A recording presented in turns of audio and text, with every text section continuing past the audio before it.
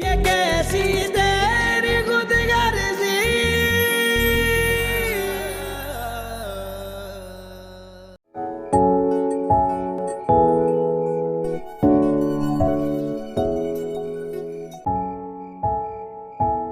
कहीं आप ये तो नहीं सोच रहे कि कब आपकी यहाँ से जान छूटेगी और कब आप अपने घर जाएंगे? देखिए, अगर ऐसा है तो आप अपने घर चले जाएं। सच पूछें तो आप यहाँ आ गए, यही बहुत बड़ी बात है। उम्मीद नहीं थी मुझे, लेकिन अगर अब आप अपने घर जाना चाहें तो आप जा सकते हैं। अम्मी का तो कुछ पता नहीं। डॉक्टर्स ने कोई ऐसी उम्मीद भी नहीं दी। जैसा तुम सोच रहे हो वैसा बिल्कुल भी नहीं है, और प्लीज तुम भी ऐसा मत सोचो। बस मुझे एक चीज का रिग्रेट है कि मैं बहुत देर से आया, काश पहले जाता। मुझे बहुत बुरा फील हो रहा है। मुझसे नहीं जिया जाएगा। आयत कहाँ है? मुझे क्या पता कहाँ है।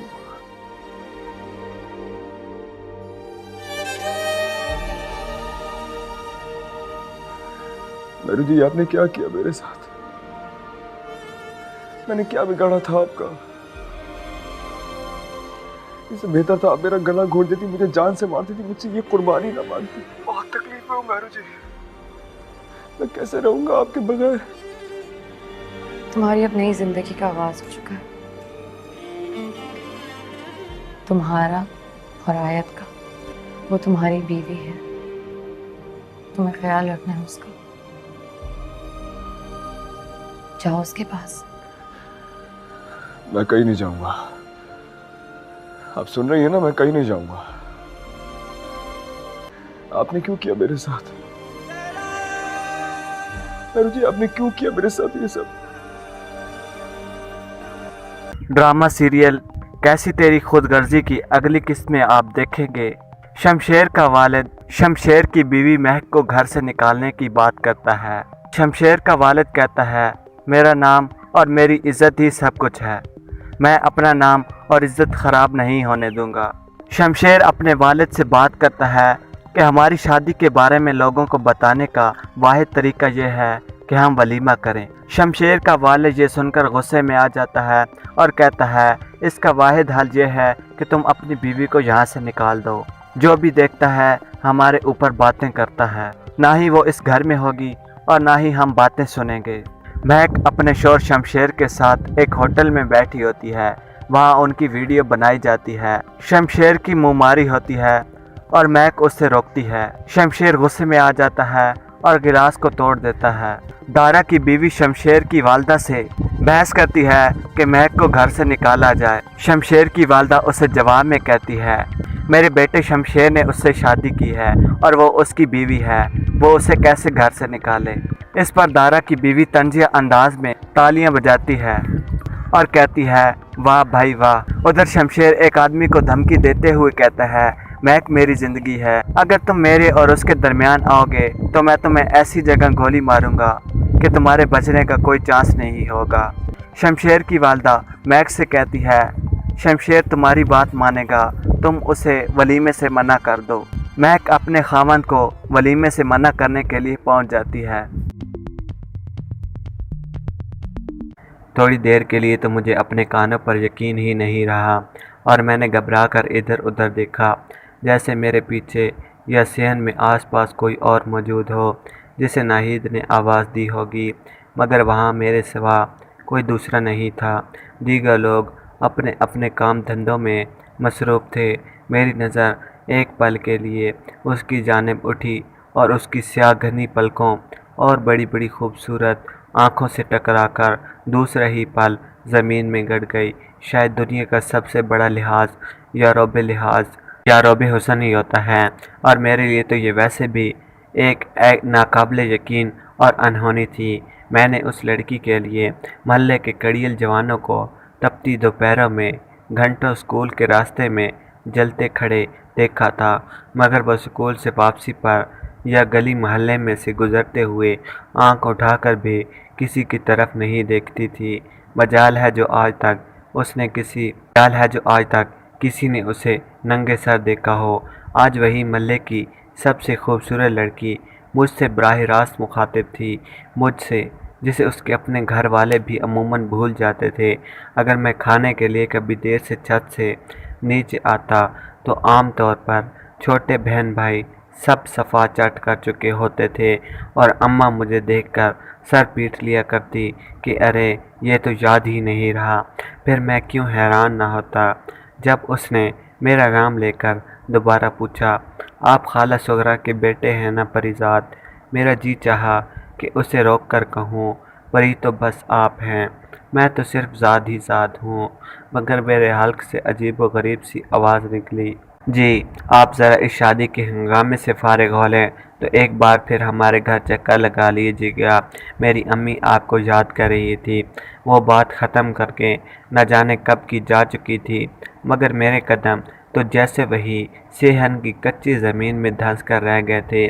جانے کتنی دیر میں وہیں کھڑا رہا، ان چند گھڑیوں کی خواب یا گمان ہونے کے بارے میں سوچتا رہا، کیونکہ میرا ذہن یہ تسلیم کرنے کو ہرگز تیار نہیں تھا کہ وہ پل حقیقت بھی ہو سکتے ہیں جب وہ مجھ سے ہم کلام تھی۔ پھر نہ جانے کس نے مجھے آواز دی اور میرے خوابوں کا سلسلہ توڑ دیا۔ کچھ لوگ آپ کا نام پکاریں تو نام بھی کتنا معتبر لگنے لگتا ہے۔ میں جیسے کسی طلسم کے زیر اثر باہر گلی میں نکلا تو حسب معمول لفنگوں کی ایک ٹولی گلی کے نکڑ پر جمع تھی۔ وہ سب اس کی باتیں کر رہے تھے، ان میں ماجد بھی تھا، محلے کا سب سے کڑیل اور خوبرو نوجوان، میرے ہم عمر میں سب سے زیادہ زندہ دل اور ہر محفل کی جان، پڑھائی لکھائی میں بھی آگے۔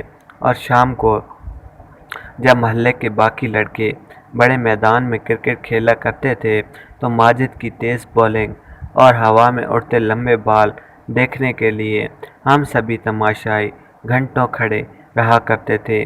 میں چپ چاپ نکڑ پر کھڑے لڑکوں کی ٹولی کے پاس آ کر کھڑا ہو گیا۔ وہ سب نہید ہی کے ذکر کر رہے تھے، ان سب نے خود اپنے طور پر اپنی پسند کے حساب سے محلے کی لڑکیاں اپنے اپنے ناموں کے ساتھ منسوب کر رکھی تھی، اور ماجد کے نام کا قرعہ اس کی جاذب نظر، شخصیت اور ہر دل عزیزی کی وجہ سے نہید کے نام نکلتا تھا۔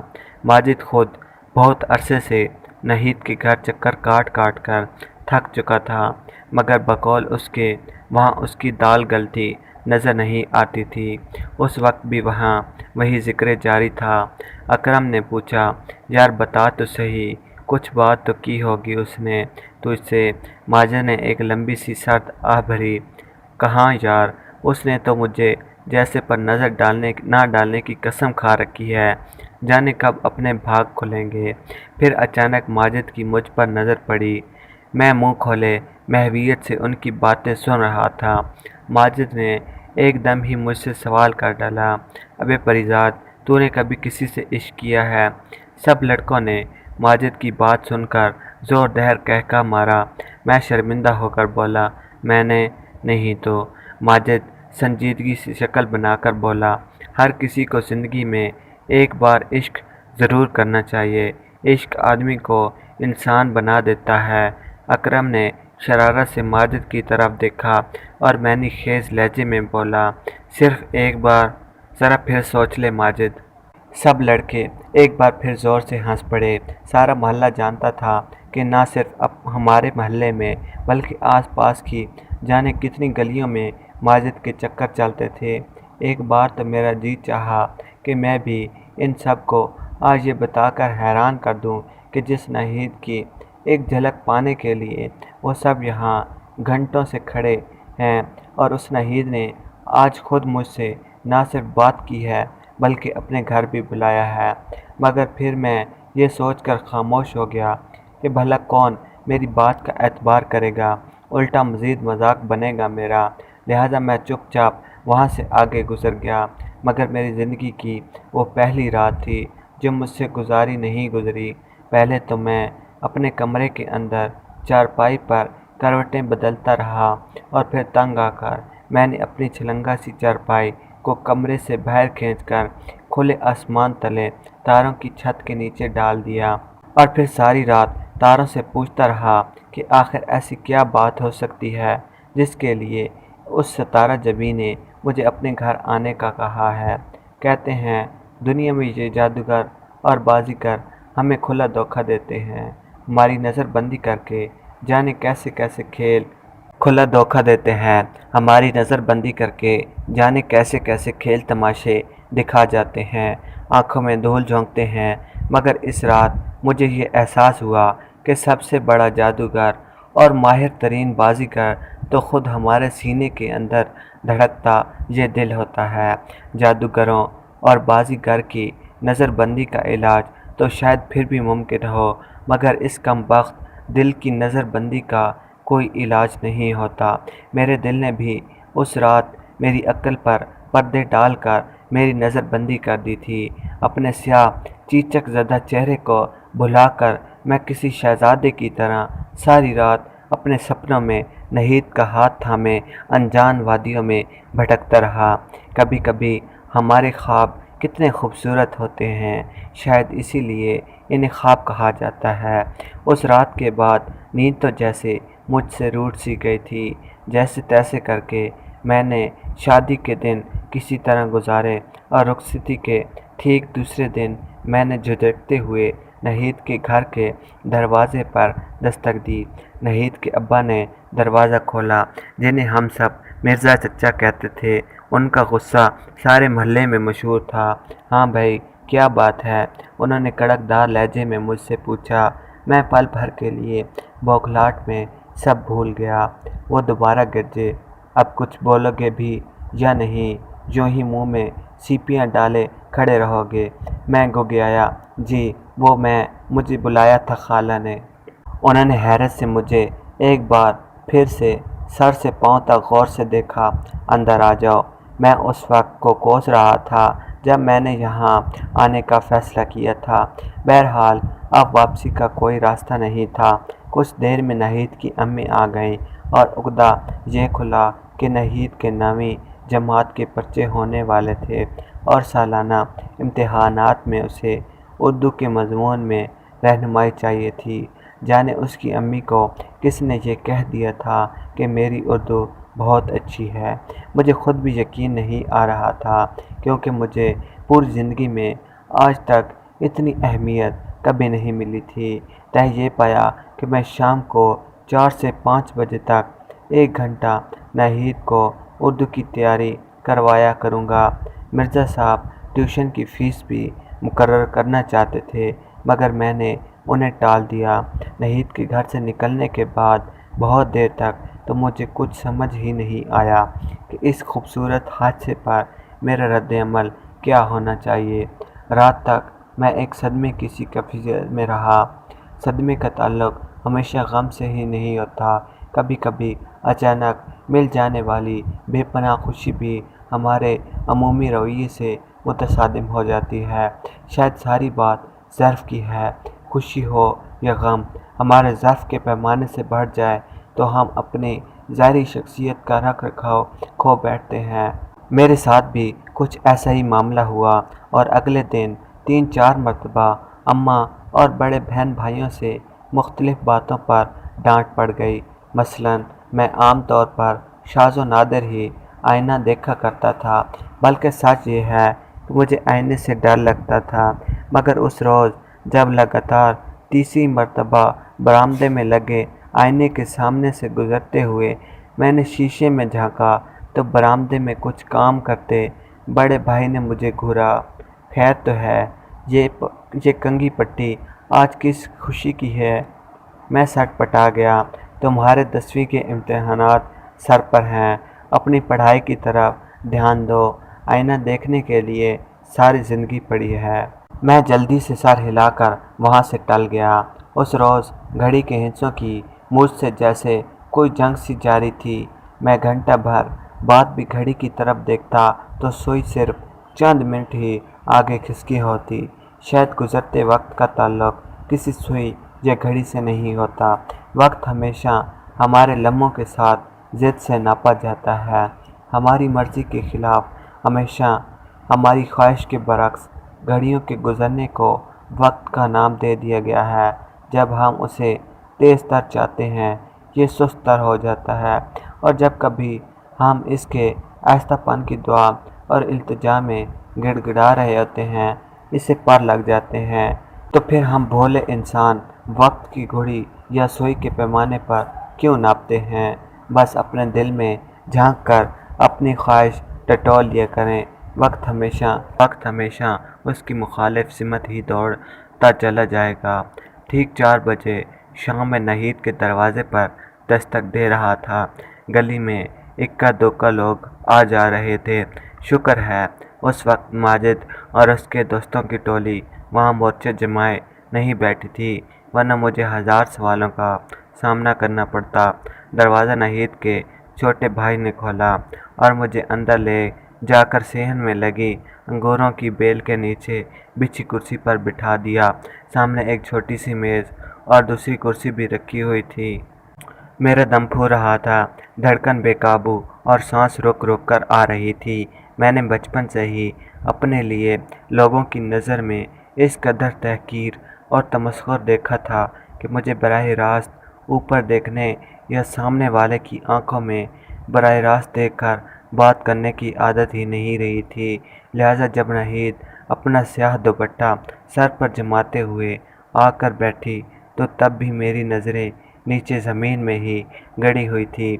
हत्ता कि जब उसके गोरे पाँव स्याह सैंडल में जकड़े मेरी नज़र के दायरे में आए तो मैंने घबरा कर अपनी आंखें मज़ीद झुका ली और ख़ुद अपने जूतों को देखने लगा। नहीद ने किताबें मेज़ पर रख दी और शायरी का बाब निकाल कर बोली, सबसे पहले तो आप मुझे ये मीर तकी मीर और दाद की शायरी की तशरीह सिखा दें। हमेशा ये सवाल मुझसे रह जाते हैं। मैंने खंकार कर गला साफ किया, जैसे कोई गायब दिमाग मुकर्रर हाज़रीन से खचखच भरे हाल के सामने स्टेज पर आकर एकदम अपने दिमाग से मिट जाने वाली तकरीर को याद करने की कोशिश में वक्त ज़ाया करता है। पता नहीं मैंने शेर की तशरीह क्या की और नसर का बाब कहाँ से शुरू करके कहाँ ख़त्म किया। नहीद के कोमल हाथ सफ़े पलटते गए और मैं उसके हाथों की लकीरों में अपना डूबा हुआ मुकद्दर तलाश करता रहा। ठीक 5 बजे नहीद की अम्मी चाय का कप लेकर आ गई और मैंने हैरत से बरामदे में लगी बड़ी घड़ी की तरफ देखा। 1 घंटा गुजर भी गया, फिर वही वक्त की हमारी ख्वाहिश से जंग।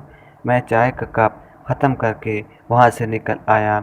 मैंने ज़िंदगी में कभी नशा नहीं किया था, मगर कभी कभी सुरूर का ताल्लुक़ सिर्फ़ किसी नशा आवर से नहीं होता।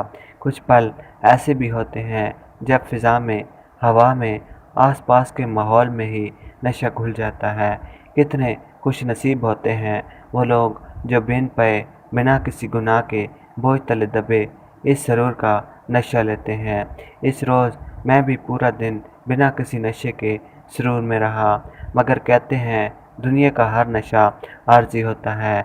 अमूमन रात भर के खुमार के बाद सुबह उतर ही जाता है। मेरा नशा भी सुबह आईने में अपना चेहरा देखते ही भग से उड़ गया।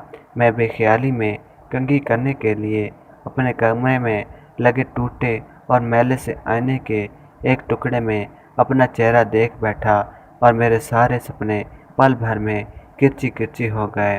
काश ये आईना ईजाद ना हुआ होता तो हम जैसे के लिए ये दुनिया मुश्किल ना होती। इस पल मेरा जी चाहा कि दुनिया के सारे खूबसूरत अंधे हो जाएं। जब बसारत सिर्फ बदसूरतों के पास होगी तो कोई किसी को बदसूरत या बदनुमा नहीं कहेगा। या फिर काश ऊपर वाले ने दुनिया में सूरत एक सी बनाई होती, फिर तो शायद इस बसारत या आईने की ज़रूरत ही ना रहती। अगले रोज़ नहीद के घर के बाहर ही मुझे माजिद ने धर लिया। हाँ शहज़ादे, ये क्या चक्कर है हमारे सज्जन के घर, वो भी हमसे छुप छुप के। मैंने माजिद को ट्यूशन वाली बात बताई। माजिद ने एक लंबी सी सर्द आ भरी। हाँ मियाँ, यही तो फ़ायदे होते हैं लिख पढ़ जाने के। चलो ऐश करो। मेरी किस्मत में तो शायद वैसे भी उस जालिम की नज़र नहीं है, कभी पलट कर देखती तक नहीं। फिर माजिद को जैसे कुछ याद आ गया। अरे हाँ, याद आया यार, एक ख़त तो लिख दे किसी के नाम। दरअसल मेरी लिखाई इतनी अच्छी नहीं है और सुना है लड़कियों पर अच्छी लिखाई का बड़ा असर पड़ता है। कोई और वक्त होता तो मैं शायद माजिद को टाल देता, क्योंकि हर हफ्ते किसी न किसी के कदमों में फेंकने के लिए माजिद को ऐसे ख़त और रुकों की ज़रूरत पड़ती रहती थी। मगर उस वक्त चूँकि ट्यूशन का वक्त निकला जा रहा था, इसलिए मैंने बादल नखास्ता चंद सतूर एक सादे सफ़े पर खींच कर माजिद के हवाले कर दी। वसूल करने वाली का नाम उसने नहीं लिखवाया और अपनी नाम की जगह भी उसने खाली रहने दी, ताकि वो अपने मुतासिर कौन दस्तखत कर सके। मैं जैसे तैसे जान छुड़ाकर नाहिद के घर के दरवाजे की तरफ बढ़ गया। आज मिर्ज़ा साहब भी घर में मौजूद थे और सेहन में बैठे अपना हुक्का गड़गड़ा रहे थे। हमारी पढ़ाई के दौरान वो भी वक्तन फ़वक्तन लुक़मे देते रहे और कुछ जगह उन्होंने मेरी तस्हीह भी की। अब उन्हें कौन बताता कि तस्हीह होशमंदों के लिए होती है, मदहोश भला ये दुरुस्त और गलत की तकरार क्या जाने। नाहिद की बातों से उस दिन मैंने अंदाज़ा लगाया कि शायर व शायरी से उसे काफ़ी लगाव है और उसे बहुत सारे अच्छे शेर भी ज़बानी याद हैं। मगर मेरे साथ एक बहुत अजीब सा मसला ये था कि मैं दिन भर शाम के 4 बजे का इंतज़ार करता रहता, पल पल कांटों पर काट कर गुजारा करता। मगर जैसे ही नाहिद मेरे सामने आती और उसके हुस्न के नूर की पहली किरण मेरी आंखों में पड़ती, मेरी नज़रें खुद ब खुद झुक जाती थी। मुझे नाहिद के घर ट्यूशन पढ़ाने के लिए जाते हुए 7-8 रोज़ हो चुके थे और इन 7-8 दिनों में मैंने शायद 7 पल के लिए भी उसके चेहरे को बराह रास्त नज़र भर कर नहीं देखा था। बस उसका हाथ, उसके कंगन, चूड़ियों की खनखनाहट, उसकी आवाज़ का ज़ेरो बम, उसके बालों की वो एक लंबी सी शरीर लट जो बार बार चेहरे से नीचे ढलक कर उसे तंग करती रहती थी, उसकी मखरूती उंगलियां और उसका वो कलम पकड़ने का एक ख़ास अंदाज, बस यही कुछ उन पलों का सरमाया था। हाँ, अलबत्ता एक फ़ायदा मुझे ये ज़रूर हुआ था कि नाहिद को उर्दू पढ़ाने के चक्कर में मैं ख़ुद उर्दू के रट्टे लगाता रहता और उर्दू के उस्तादों से उस रोज़ की ट्यूशन के बाब खूब अच्छी तरह समझ कर आता, ताकि मुझसे कोई गलती ना हो जाए। इस मशक़ से मेरी अपनी 10वीं की उर्दू की तैयारी बहुत अच्छी होती गई। मेरे मैट्रिक के इम्तहानात करीब आ रहे थे। स्कूल की तरफ से 10वीं जमात को शहर के मकामी सिनेमा में उर्दू फ़िल्म दिखाने के लिए ले जाया गया। हीरो पियानो पर बैठा एक महफ़िल में हीरोइन को अपने दिल का हाल सुना रहा था।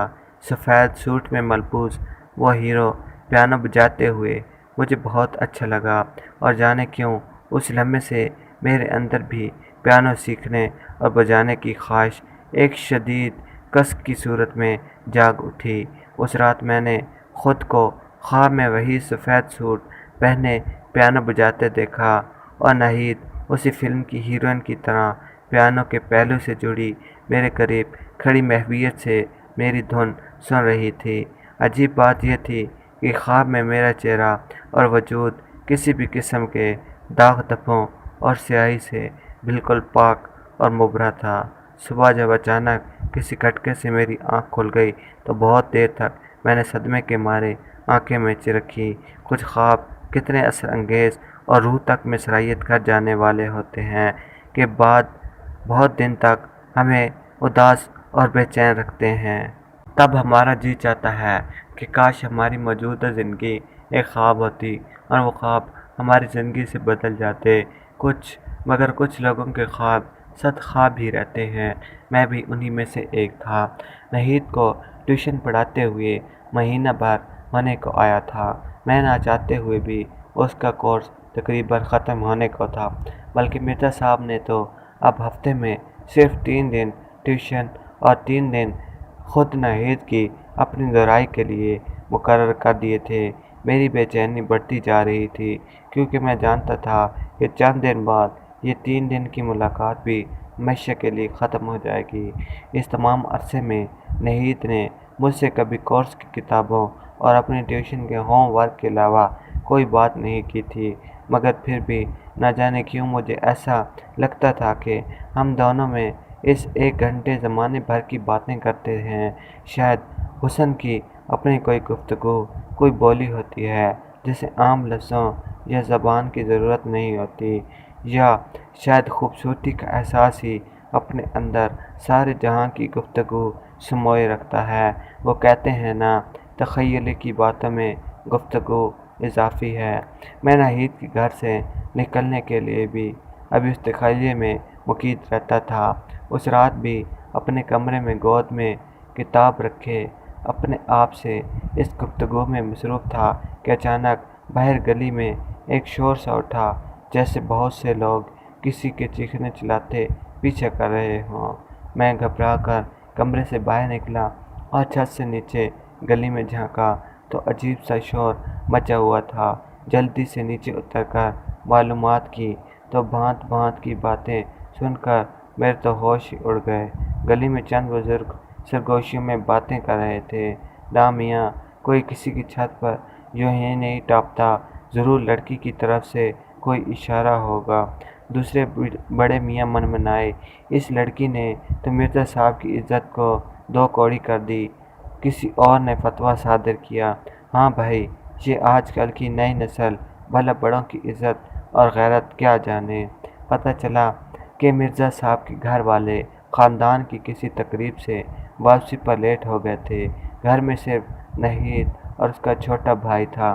کسی پڑوسی نے ان کی چھت پر کسی کو کودتے دیکھا تو شور مچا دیا۔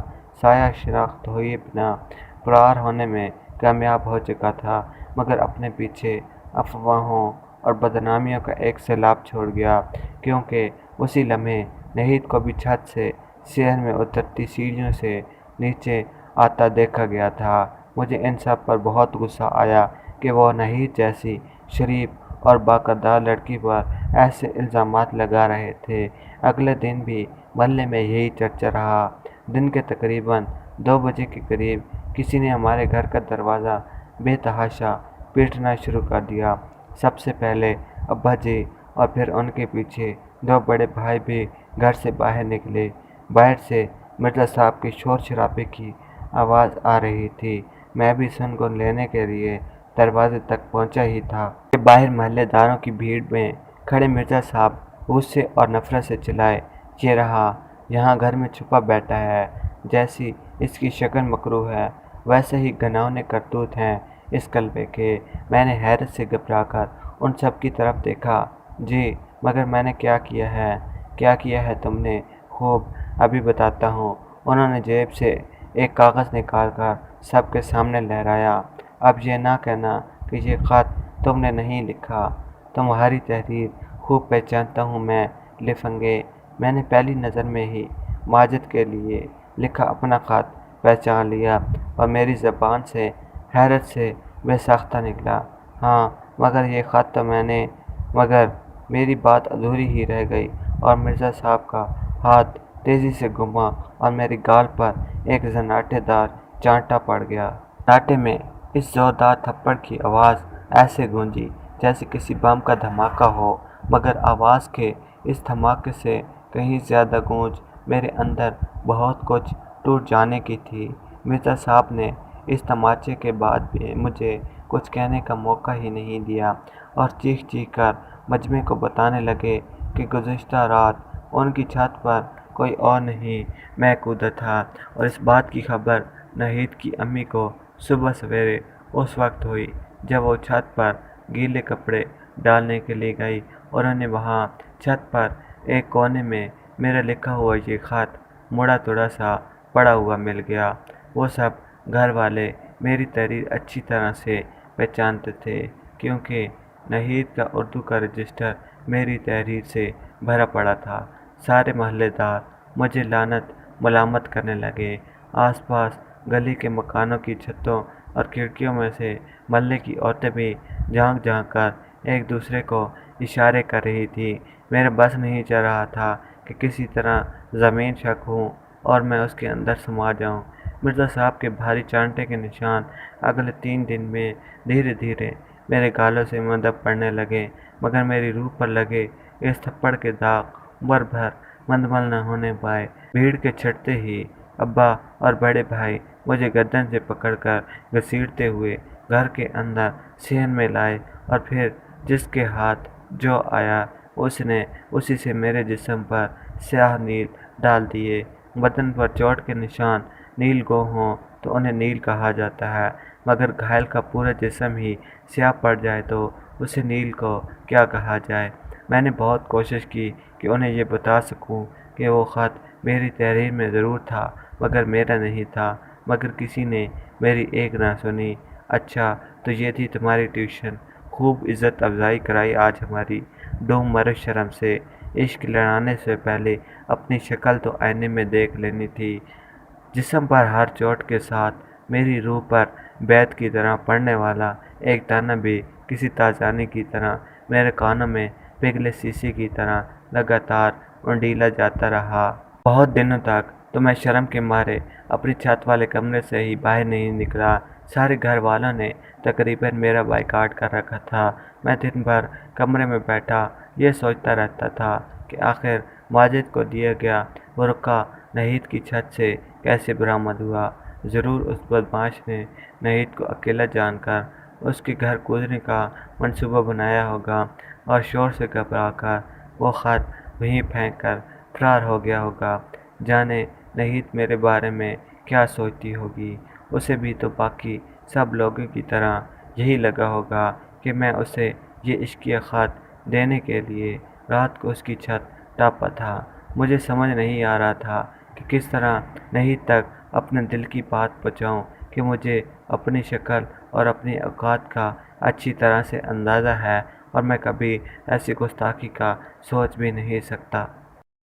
थोड़ी देर के लिए तो मुझे अपने कानों पर यकीन ही नहीं रहा और मैंने घबरा कर इधर उधर देखा, जैसे मेरे पीछे या सेहन में आसपास कोई और मौजूद हो जिसे नाहिद ने आवाज़ दी होगी, मगर वहाँ मेरे सिवा कोई दूसरा नहीं था।